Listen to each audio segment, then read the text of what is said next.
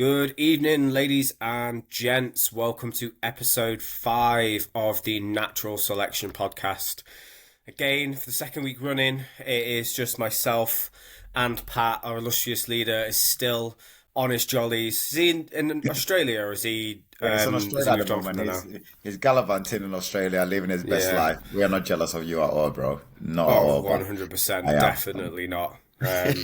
But yeah, I've been keeping up with his stories. It looks like he's having a good time, and he will be gracing us with his gentle tones next week. So we can get out. Well, people will be avoiding more of the mayhem of Yeah. of us two. I mean, we got ourselves cancelled last week, so Yeah. that's But it's yeah, fine. We invite you guys to bring your moms to like the podcast. So yep, we're back. exactly. We're gonna be your mom's favorite like TV show. I mean, you There we go. still need Just to on in the watch now. So background.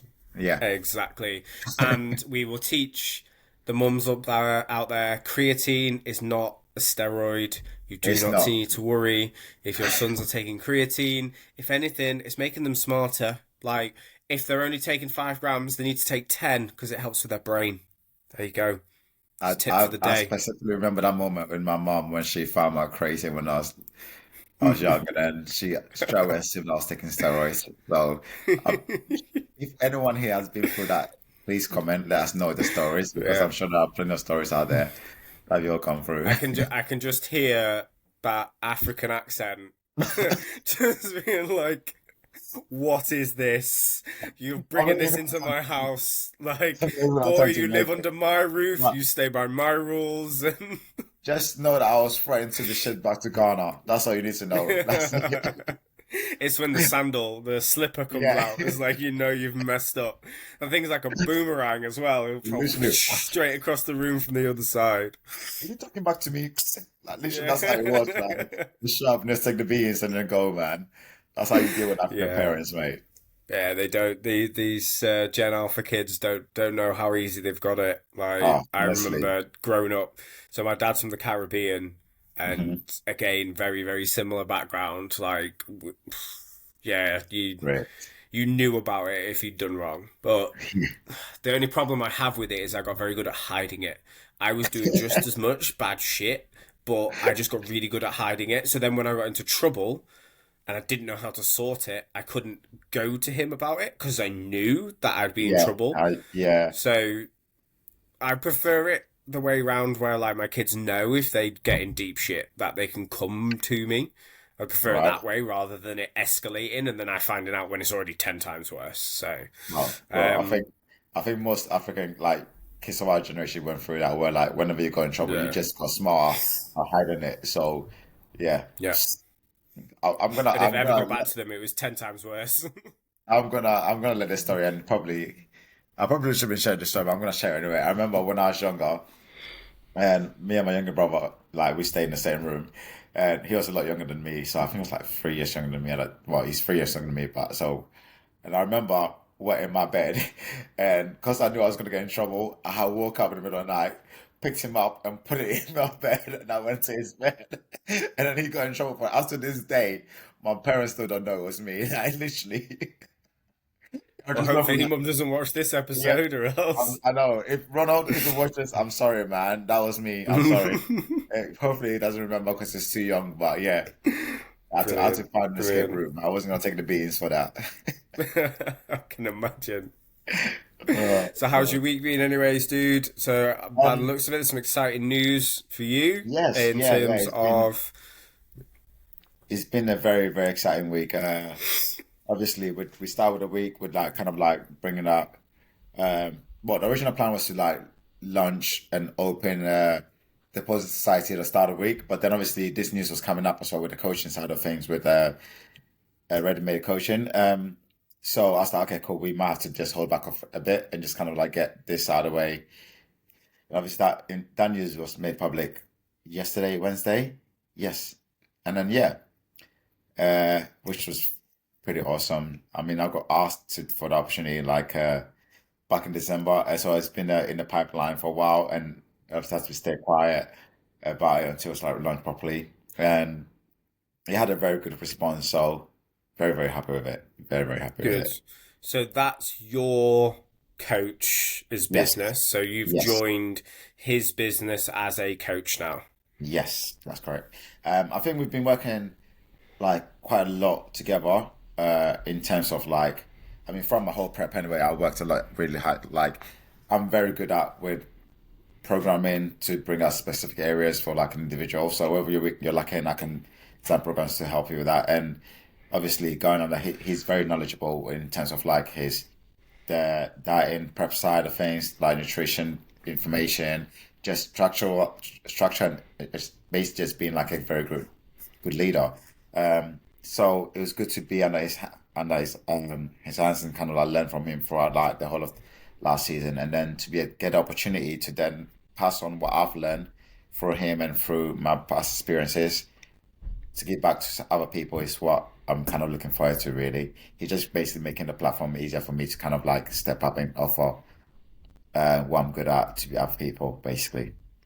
That's amazing, dude. Like, it's Yeah, always great to hear when people have learned, but then they're wanting to help others and kind of pass yeah, on that knowledge. For me personally, like I've been a PT, I qualified as a PT in 2012. I've predominantly worked with like Gen Pop clients. It's something I'd love to get into in terms of like helping people with their prep, obviously. But I think that it's one of those things like a good athlete doesn't always make a good coach. yeah, yeah, Because I feel like a lot of you see it all the time. Somebody's done one prep and suddenly they're a prep coach.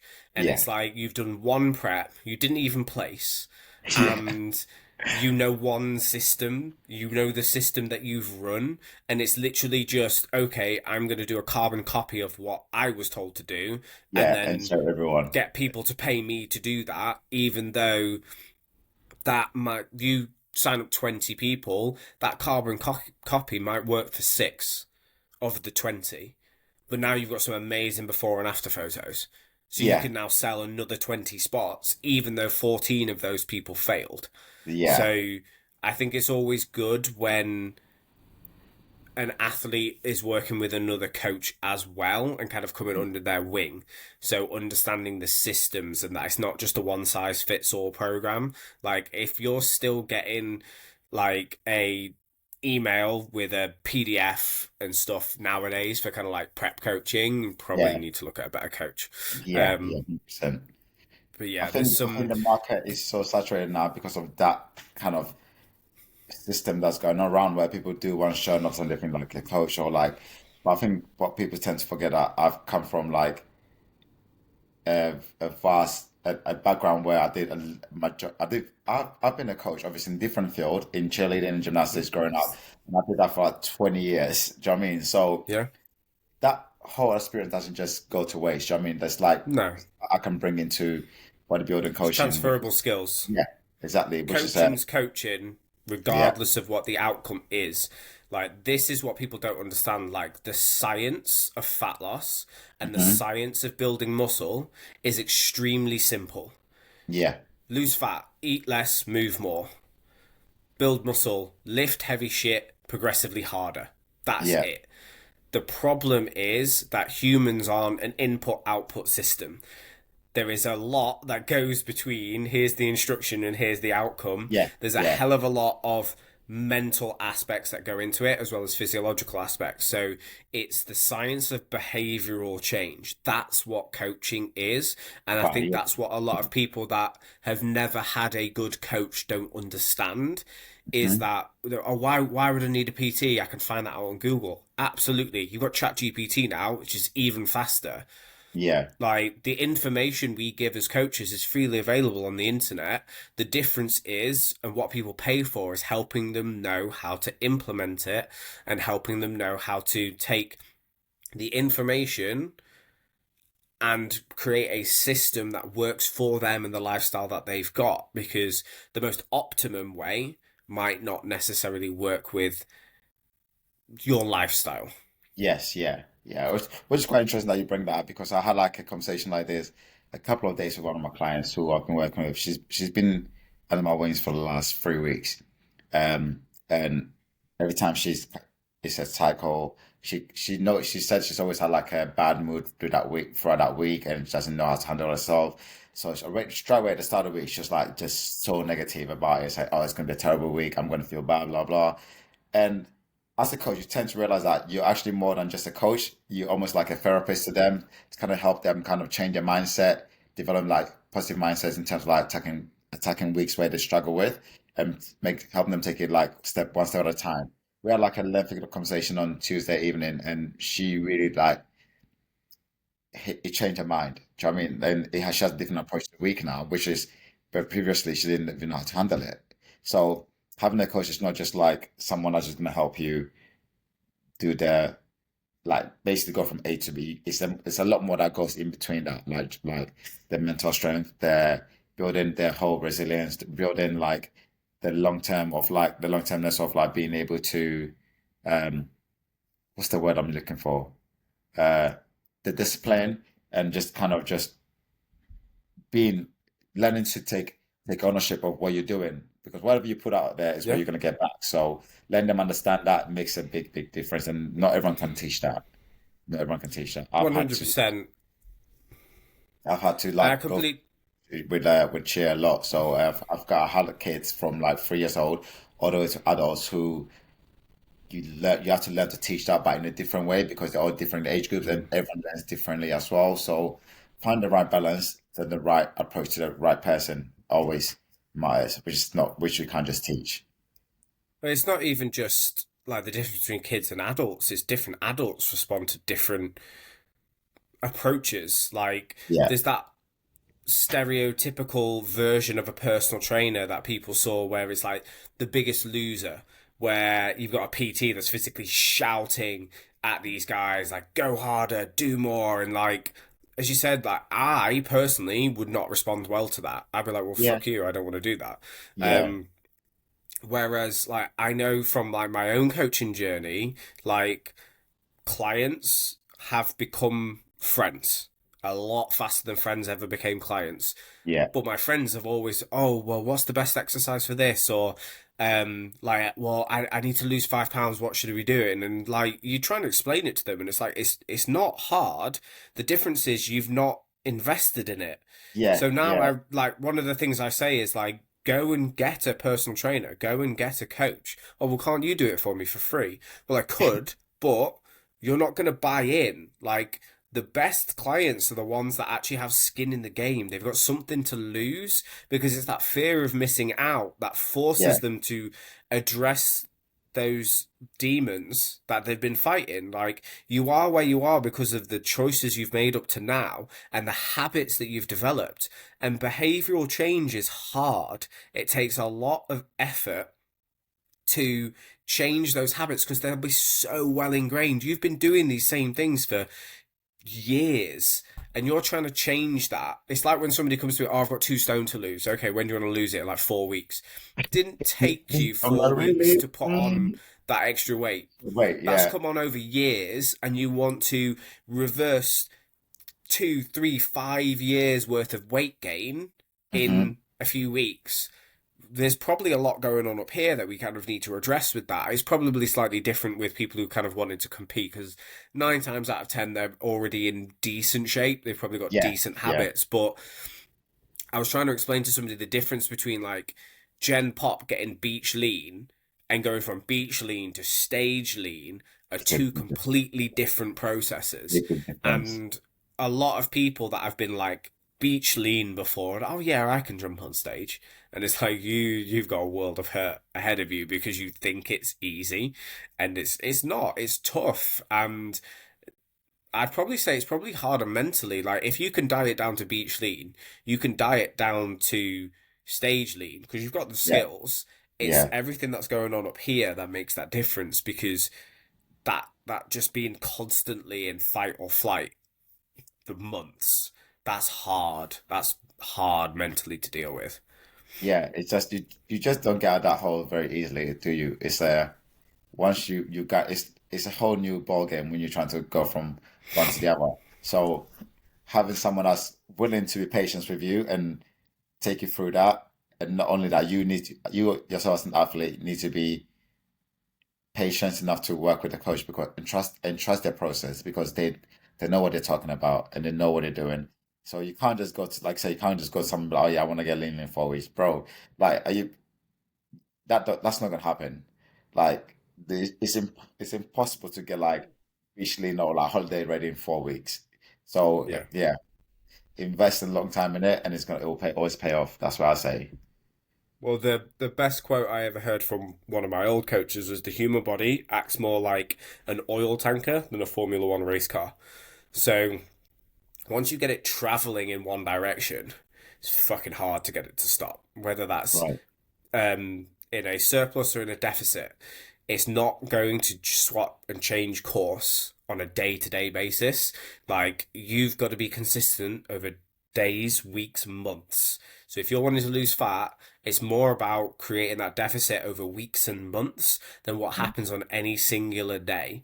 And if you remember that when you have a bad day, because everyone has a bad day every now and again, you go, right, gonna draw a line under it, straight back to plan tomorrow.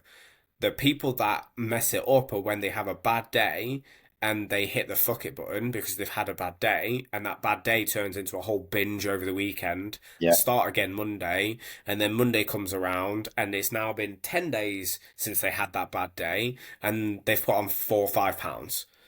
And it's like, if you'd have just had that one meal, to be honest, you went back to your diet, yes, your weight would have spiked up, but if you've gone back to your normal diet, it's probably taken that back off in a couple of days with your deficit. But if you allow it to spiral, it makes that whole process much, much harder. Yeah, it does. I think like before I got into bodybuilding 10 years ago, that's how I was like, oh yeah, throughout the week I'm gonna eat healthy and clean and all that. In the weekend, be out partying, eating whatever I want, and then I was like back to Monday and I'm back to square one again. I think we've all been well, I don't know if everyone's been through it, but I know I definitely went through that stage growing up where like weekend I was like, yeah, I'm eating healthy, I'm training the weekend, it would just like throw it all away, then start again. So you're just constantly repeating yourself in like a cycle where it's not really benefiting you at all. It's going from back to the same spot every time. Um, Yeah, so yeah, that is definitely not the one you want to be running at all. awesome. I'll Right. show you I anyway. believe you have some questions that we I were meant to do. cover last I episode, actually do, but we had but some technical difficulties. He's got to yes. find them now in his camera roll. I've seen your camera roll, mate. You're just going to scroll him for Oh hours. mate, yeah.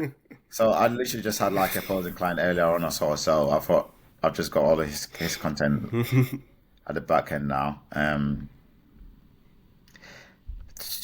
We are nearly there, guys. Just bear. We there. We found it. Okay. So I think we. Can you remember which question we answered last time? Possibly. If it sounds familiar, we Right. probably If it's something answered familiar. it. Okay. So I think we answered this one, which was like the worst and the best highlight of your natural career. Actually, no, we didn't answer this one. It No, I don't think says, we did. "What's the worst and the best highlight of your natural career?" Ooh. Um, Actually, we've answered the best. that's the We've had a question. similar question to this before because I think we both said worlds. Um, I'm trying to think of the worst. It's the Um, thing. This is going to sound so cliche, but it's like I can't even say like a time that I've lost because every time that I've lost, I've learned something. yeah, Um, whether it's just being a bit more humble because what ends up happening is you get a couple of wins on the row and then you'll go into a show and not do as well as you were thinking because you'd built that momentum, and it just reminds you to reground yourself and that there's yeah, levels to this game. yeah, um I'm trying to think of something that's like prep related, like a yeah. story that Because I feel like that's probably what they're trying to highlight. Like they want to know something about prep that was obviously like, or maybe stage experience that I didn't enjoy or something like that. But this is a very difficult question because like yeah. I don't particularly like I can't say this. I can't pinpoint a moment where I was like, oh, like it's a bad experience. Like you said, everything we've Mm, gone through is kind of a learning curve. Like we just take off because it depends on the individual. If you take as a learning curve, then everything is never like a loss to you. It's always a yeah. gain. Um, So I can tell you the low. So in this last prep, I mhm. think when so I just won the MPA show and I just won the Supernaturals lightweight. So and then I went to do the UK DFBA and I finished fifth. And then went to the MBW and didn't even place. There was 14 guys in my class. I didn't even make it into a call out. Like, I had no idea where I placed in that show. And I got home um, and went to train and ended up having an absolute breakdown in the garage because I was training legs in there. And luckily I was texting my coach at the time because I was like, I was doubting myself.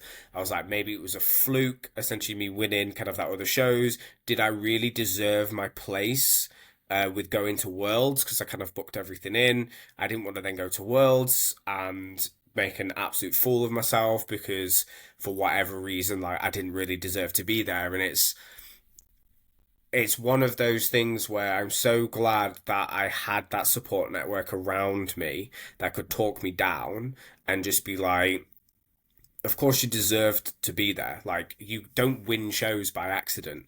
And it's just a reminder of like, no matter how successful you are, there's always going to be things that kind of bring you down to earth. And actually, like, if you're not feeling a little bit of imposter syndrome, there's probably something not quite right there.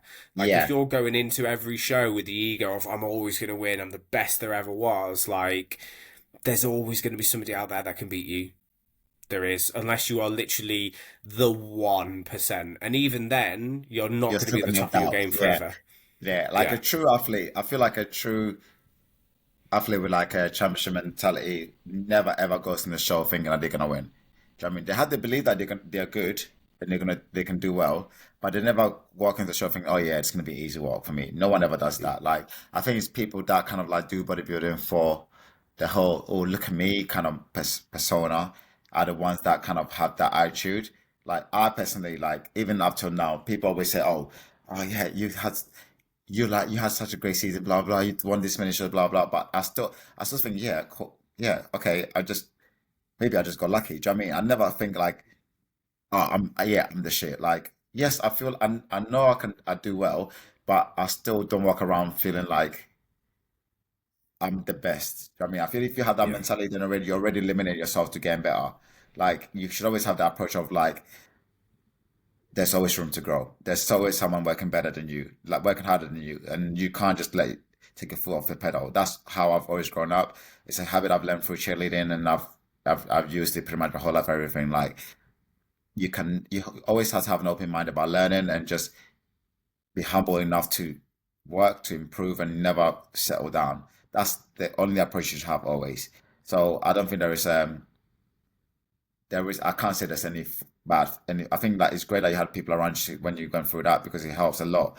And we all go through that moment where we kind of like doubt ourselves. So yeah, it's inevitable. It's going to happen. If you're a great athlete, it's going to happen to you. Like C-bone breaks Yeah. down all the time. Do you know what I mean? Like, and that's what's real about it because it shows that side of it, and a lot of people don't show it. And I think that's what people kind of seem to forget that it's not always like flowers and roses. Do you know what I mean? Is that the right term to say Yeah. it? There's always like downsides to everything. Sunshine and rainbows. Yes, exactly, exactly. Yeah. It's not always sunshine to rainbow. It's like there's always like rain and clouds everywhere. But yeah, I think And my then, if I was to pick one moment that for me was like I wouldn't say a downfall. I would say probably like a nightmare for me was some of my travels, especially my travel to Singapore. That was the worst experience ever in terms of like again missing my connection flight, and that was not my fault by the way. They took off late, and when we got to our connection flight, we missed it. So that whole process of trying to get my next flight was just a nightmare that I wouldn't wish upon my worst enemies. So probably at that point, I just felt like all of this hard work, everything I've put in, has just crumbled. And yeah, that was probably the worst experience I've had, like in my career so far, just like bodybuilding. Every other show I've been able to travel to very easily without stress. Ireland was stressful, but it wasn't as bad as Singapore.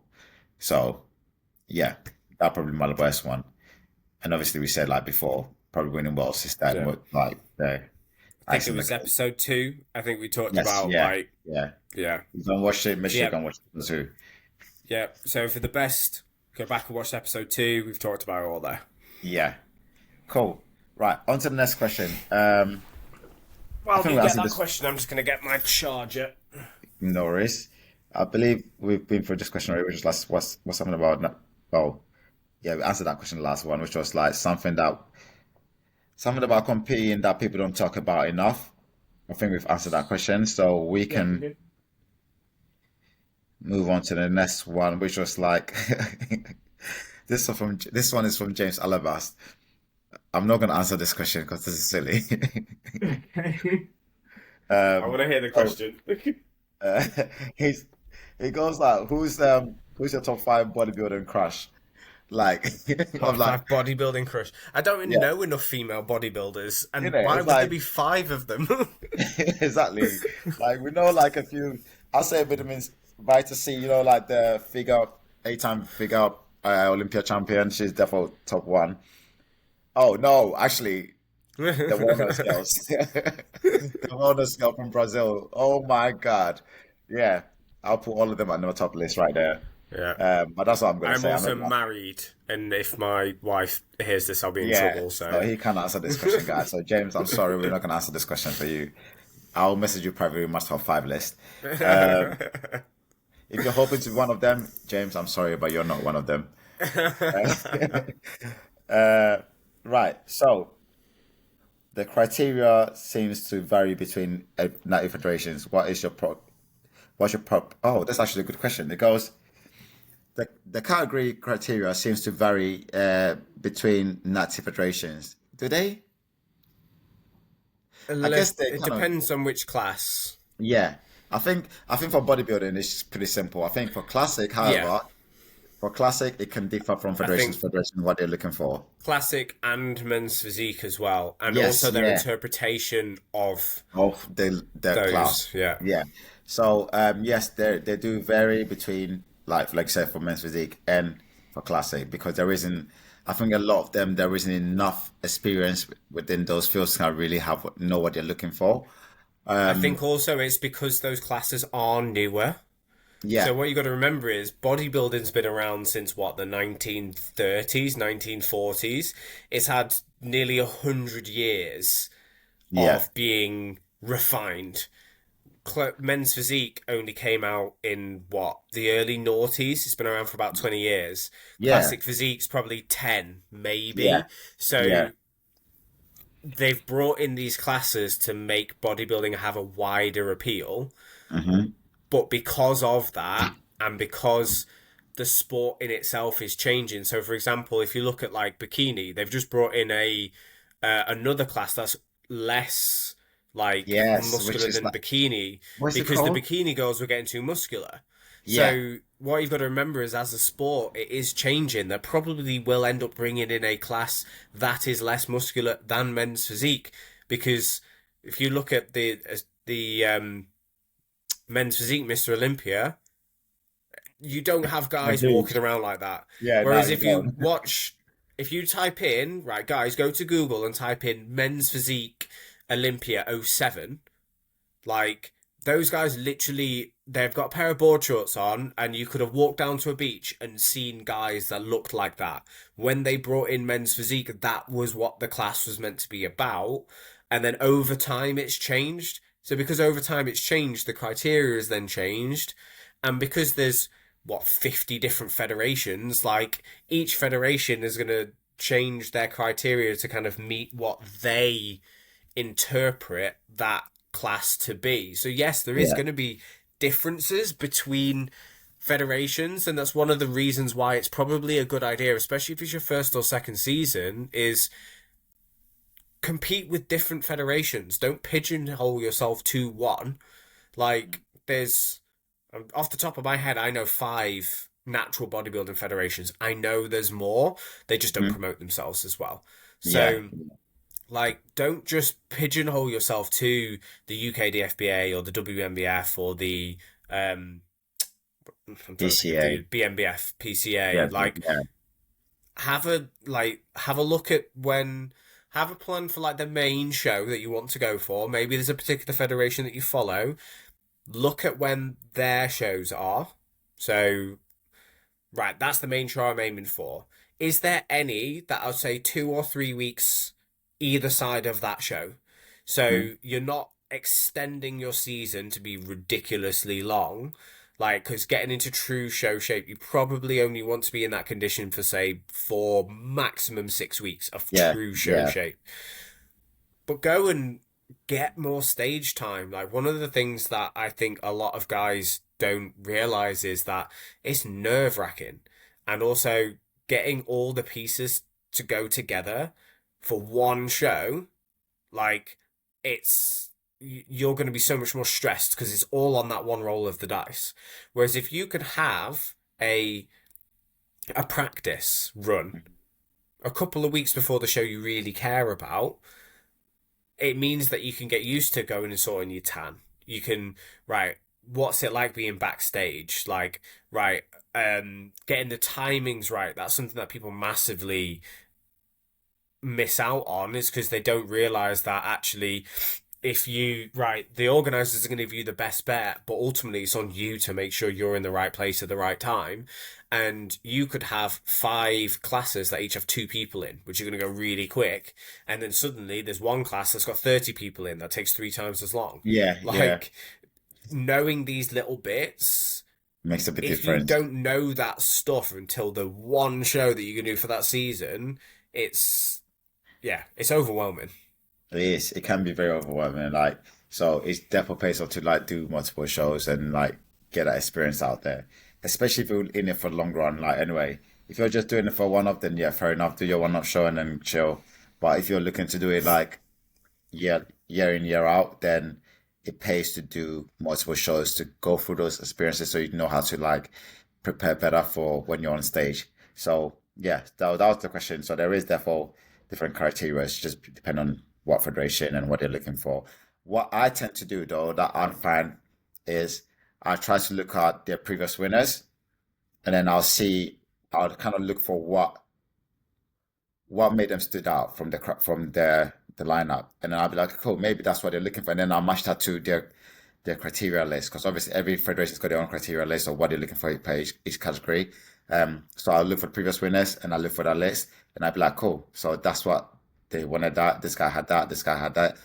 If they had something that they had that made them stood out, then I would try to make sure that on when I'm competing against in that federation, I have something similar to that look that they are asking for. Because then like pushing a better position to really be competitive in that because you know what they look for before, so you present the same look, and then hopefully, if it's what they're looking for on the day, then it might work in your favor. But yeah, that's always something I always do with everything I do, even with cheerleading. Like before we go to Wales, I'll have that's my flight mate. Everyone say hi to Connor.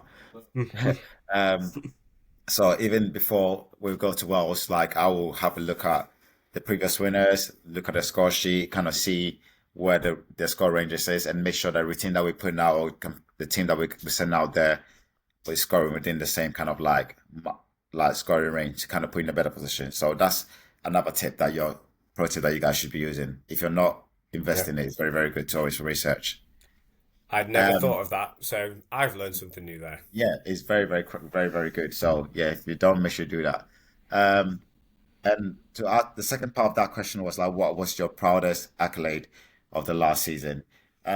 I think I'll go first now because I think my one was probably winning best wheels at BMBF, which is like basically means you've got the best legs on stage, which is something that I thought was pretty cool to win.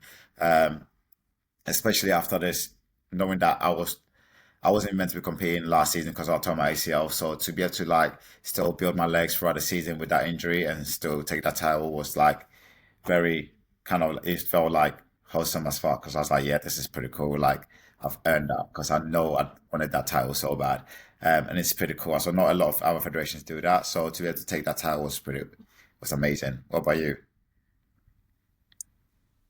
Accolades wise, I didn't, well, other than winning the pro cards, like, I didn't really um, have any.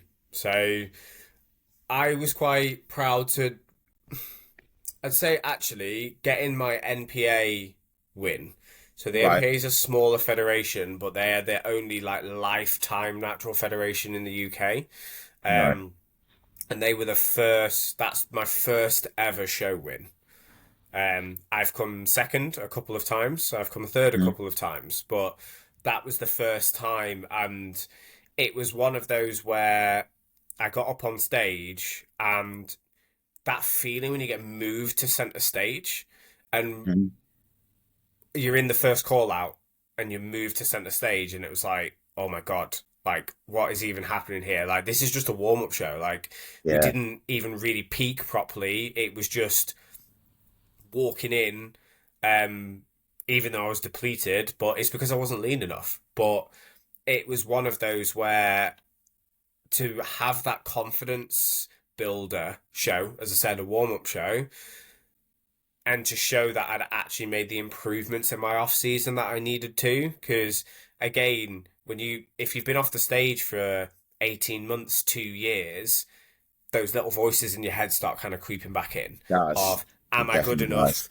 Have I, like, I, well, especially with social media nowadays, you can see every single person you're going to compete against beforehand, and everybody looks Yeah. fucking mint on Instagram. So when you've seen these guys backstage, like, tanning and pumping up, and you're like, holy shit, am I even in the right place? Like, should I even be here? And then you get out there and get moved into the center and you're like, oh God, it's really happening. Like that was definitely probably one of my proudest moments. My Yeah. sister came in to watch that show as well. That's the first time she's come to watch a show. Um, so to have her in the crowd with me, so my wife couldn't come, so they weren't couldn't. Somebody had to watch Willow. Yeah. So yeah, that was cool. Do you know what? I was actually, I wanted to do that show badly, so badly, because I was like, I've never competed with MPA before, but I know of the organizer, and she's a very sound lady, an incredible lady. Um, I think she was the judge out one of my previous shows from the year before, from 2023. So I remember messaging them saying, "Hey, I will like, what's the details about this show?" It was in the 1st of August, right? Yeah, it Yeah, was early. yeah, it was early because I had like. I think I had just got back from Singapore like a few days beforehand, and originally I was like, if I do that show or do the PC Ireland show, which was on the same weekend, but there was a lady who I met from PC and I Trust Free, uh, who incredible lady. She does. I think she won a class as well. She told me about her story about her. She works with like a lot of like children and stuff like that, and kids that are like special needs kids. And she said a lot of them couldn't wanted to come and watch the bodybuilding show, but they couldn't obviously travel to UK to watch the show. But she's competing in Ireland, and I said, oh, and she would love for them to see me perform. And I was like, okay, if that's the case, I'll come to Ireland and do that show. So at least they're gonna be there, then they can watch me. So that was the main reason why I did the Ireland show, which was pretty cool to kind of get there for those kids to watch some pretty cool bodybuilding. So that was fun to do. But yeah, I originally wanted to do like MPS, so we could have done that show together. So man, I'm gutted, man. Another Yeah, one, man. another one together, man. We could have like a whole season together. To be fair, Yeah. yeah. Right. Let's quickly move on to the next question.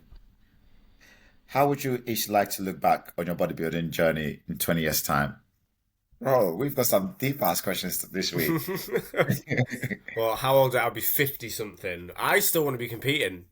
Yeah, straight facts, man. I Mate, want to be like I'm going to a be granddad on stage, masters, shredding. grandmasters, like shredded granddad. Like, and that's one of the things I quite like about natural bodybuilding is, well, oh, what's his name? Stuart, that was Yeah, on Worlds with us. He's competed for yes, 25 years. Like, so yeah, this and he year's goes his every year. 25th season, and he goes like every year.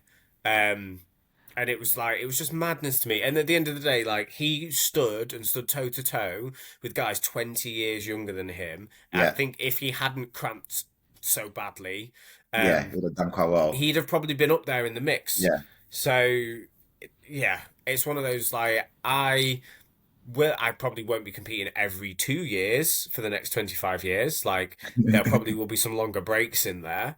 yeah, But yeah, there's no reason, like I'm 35 years old. There's no reason why I couldn't still be competing as a natural yeah, bodybuilder at 55.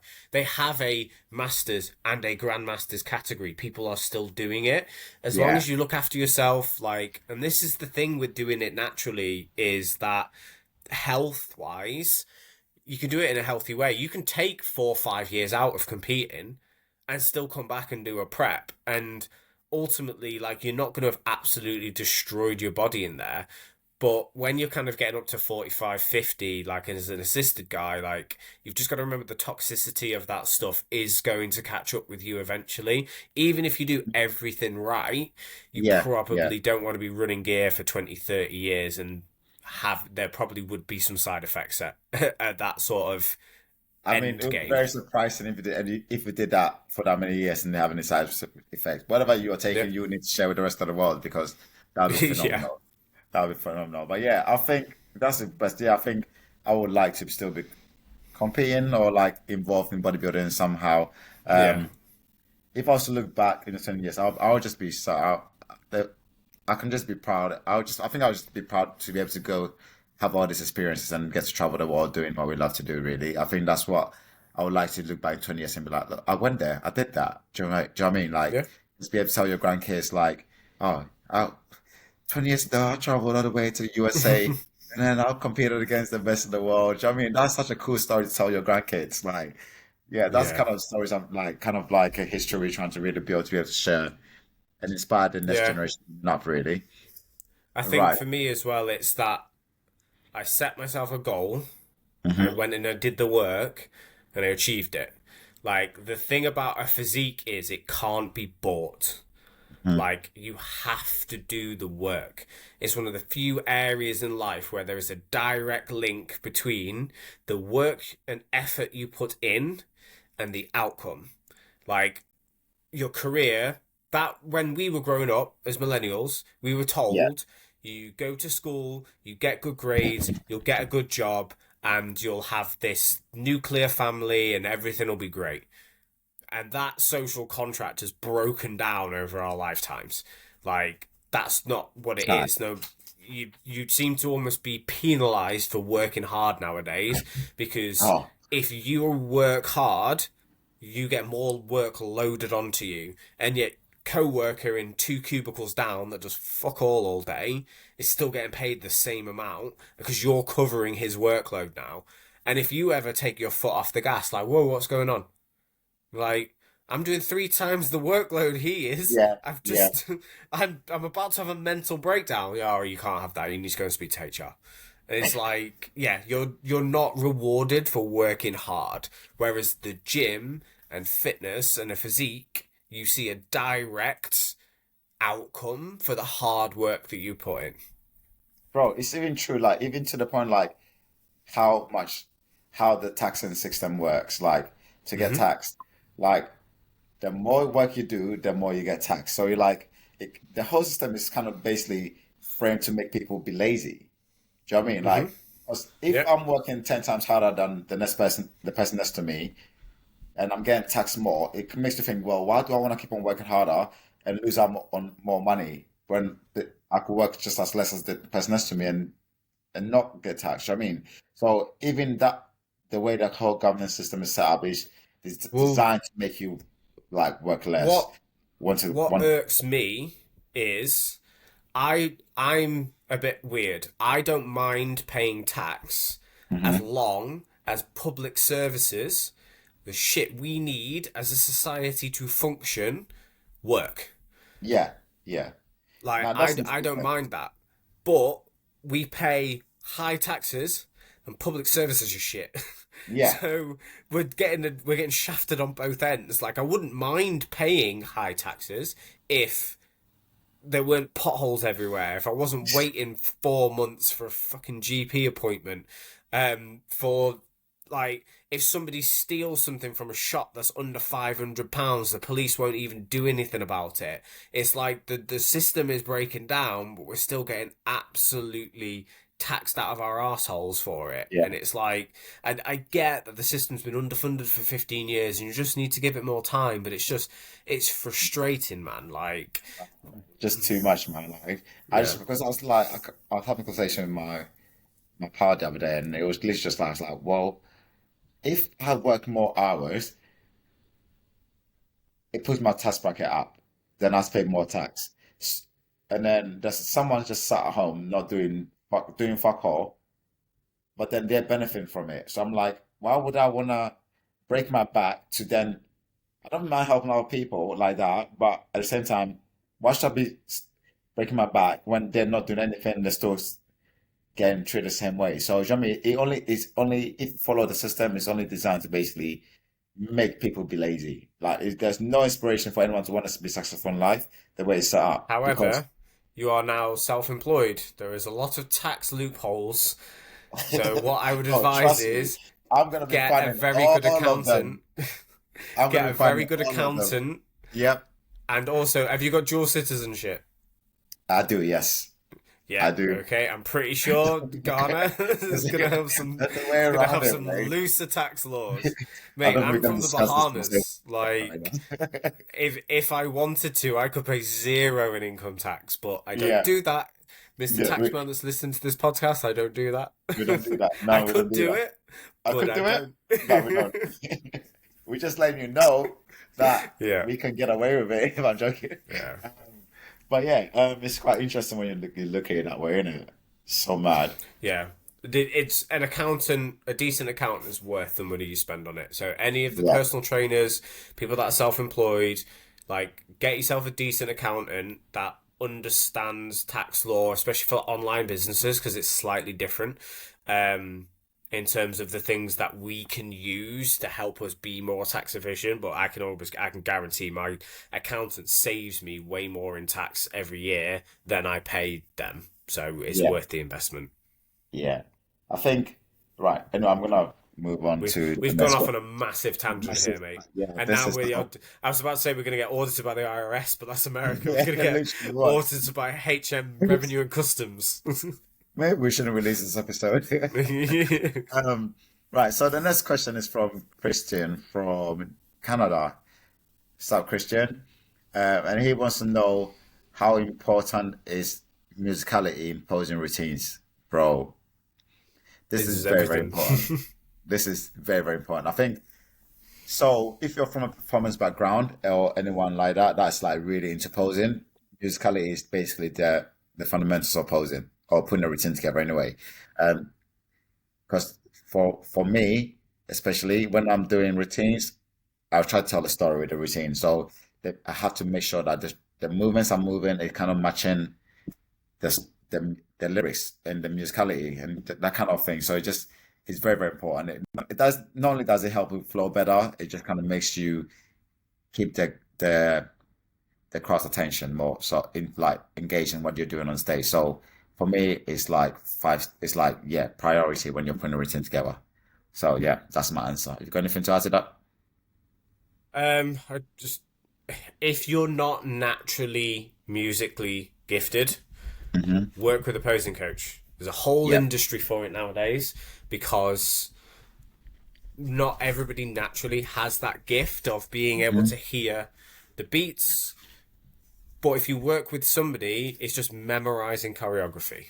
Yeah. Like, I'm not naturally very good at like dance and choreography, but it's just practice and make sure you start early and practice.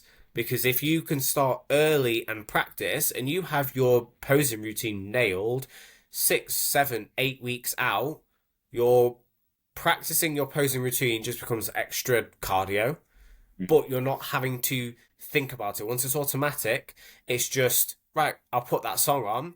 You might be Yeah. in the gym in between sets, just, right, posing songs on, right, hit it, hit it. Even just visualizing it in your head so you can see yourself doing the movements is the same to your brain. Your brain does not know the difference between an image that's in your head once you close your eyes and seeing yourself in the mirror. So if you can do that, eventually it just becomes automatic and it becomes very, very easy.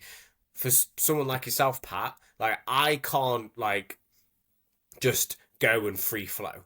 I have to literally plan and practice and practice and practice and then just make little tweaks. Like sometimes when you then go to a show and I don't know if you've ever had it, but I had it at Worlds. My adrenaline was going so much, it sounded in my head like the music was going faster than it actually was. When I've watched the Yeah. videos back, the music is the exact right Plus pace, space. Yeah. but in my head, it's going at a million miles an hour, and I'm like, oh shit! Like, and there's again, when I watch the video, I can see where I mess up my routine, but Hmm.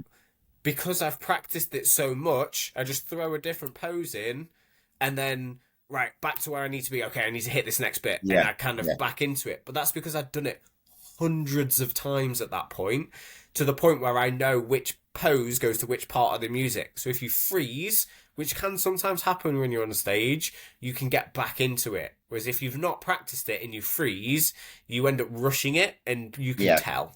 yeah.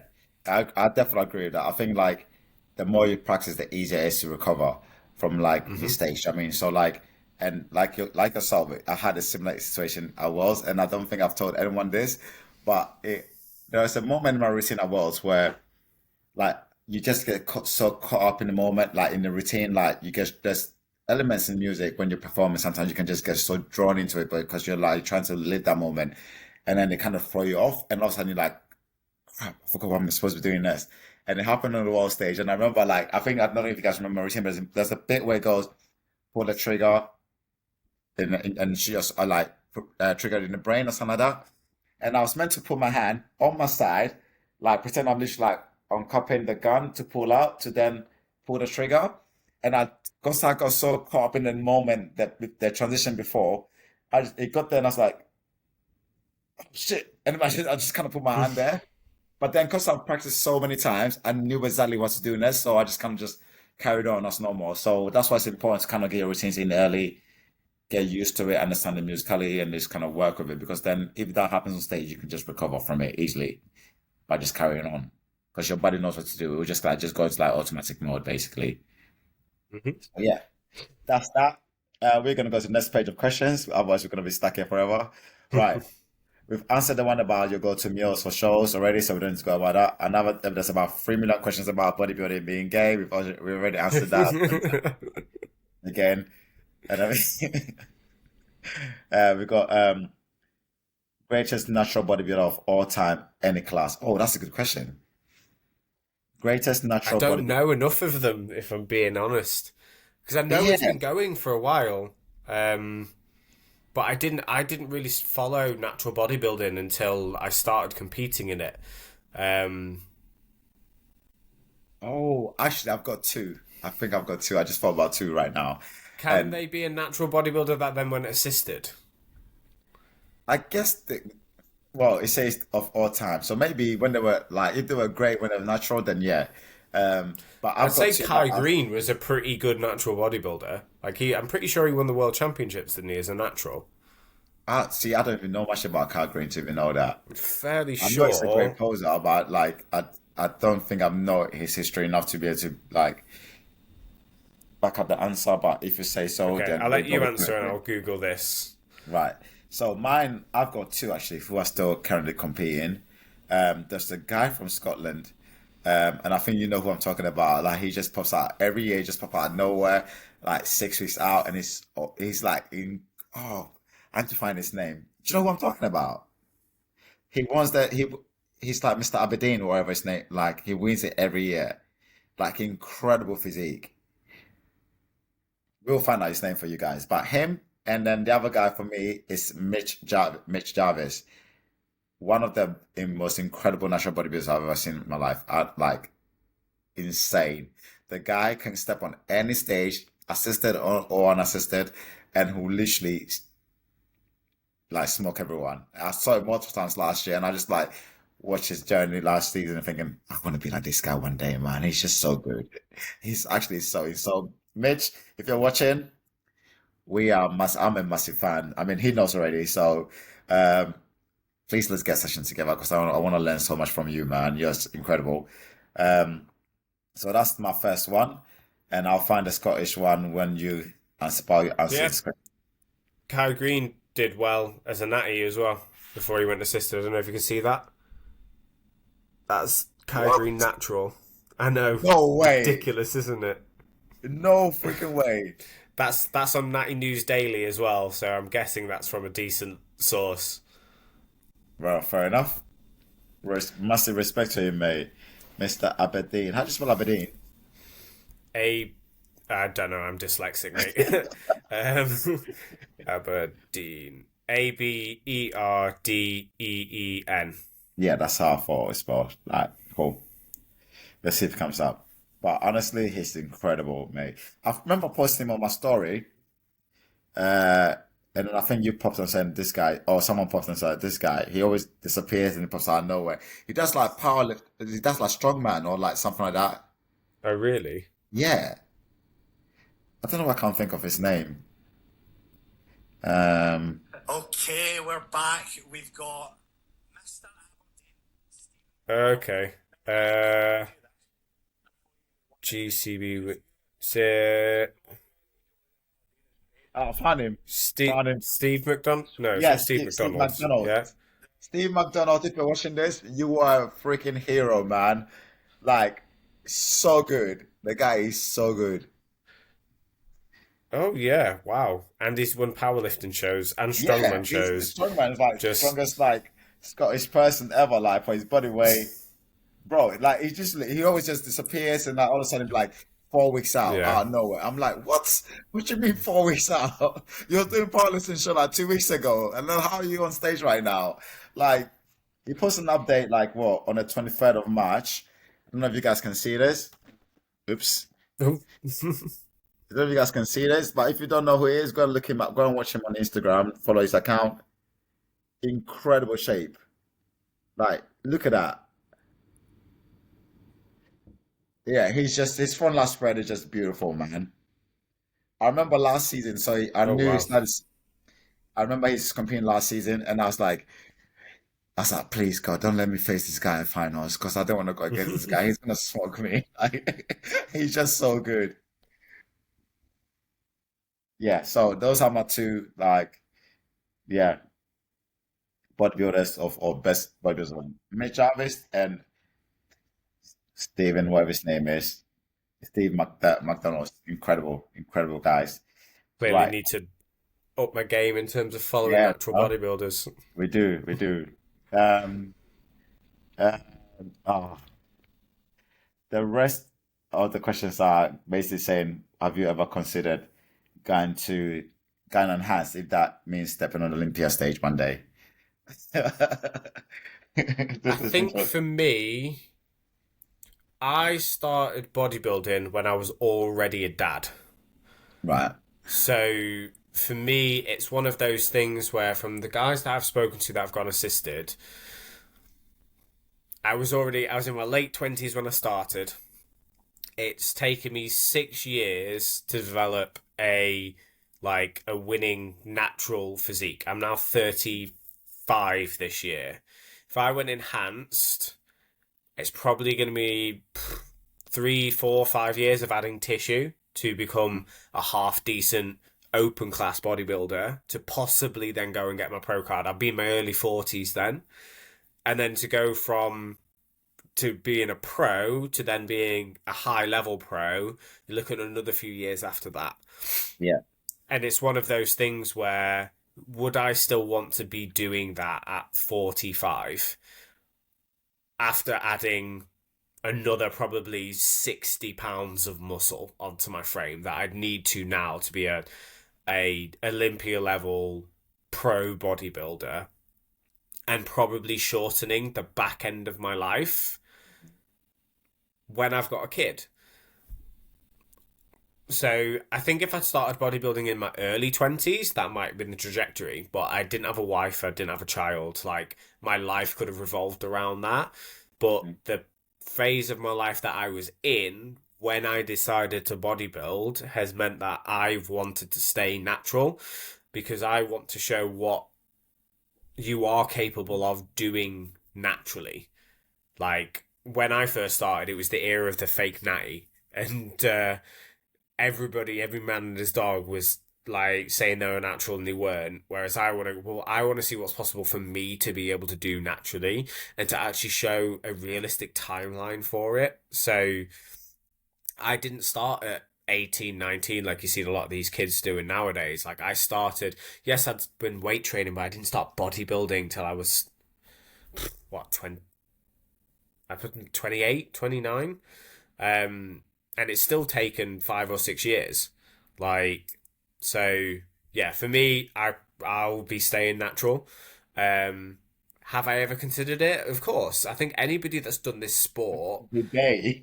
Think about it every has day. considered it, Yeah. But ultimately, again, it's one of those decisions that you can't ever go back on.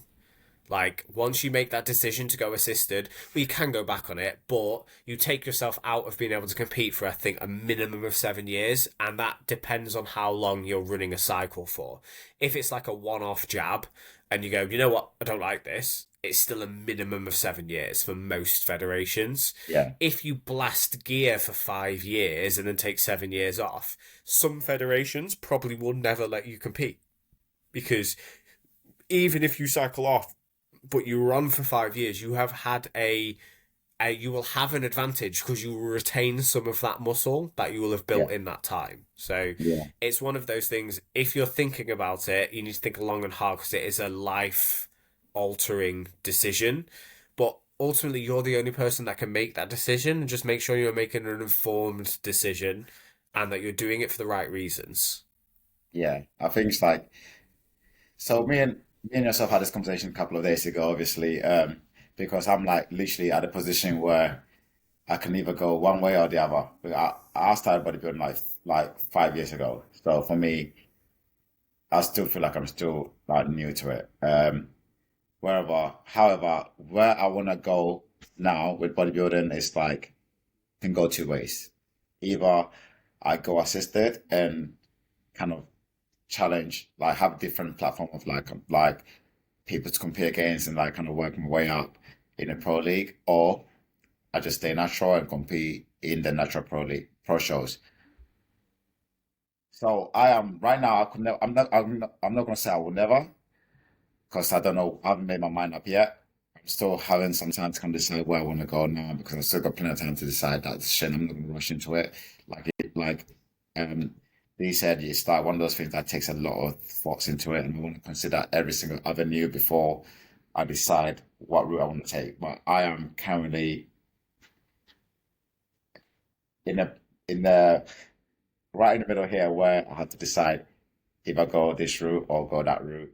Whatever route I take, I'll be totally honest about it, and I will keep people updated in terms of what journey I take. But that's where I stand at the moment. It doesn't mean I will never. I will still. If I let's say I will still go assisted, doesn't mean that I will kind of give up on natural bodybuilding. I will still be part of natural bodybuilding as much as I can, um, because it's where I started, and I love it, and I love the whole seeing how far you can push. People can push themselves naturally. So yeah, that's where my answer to that is at the moment.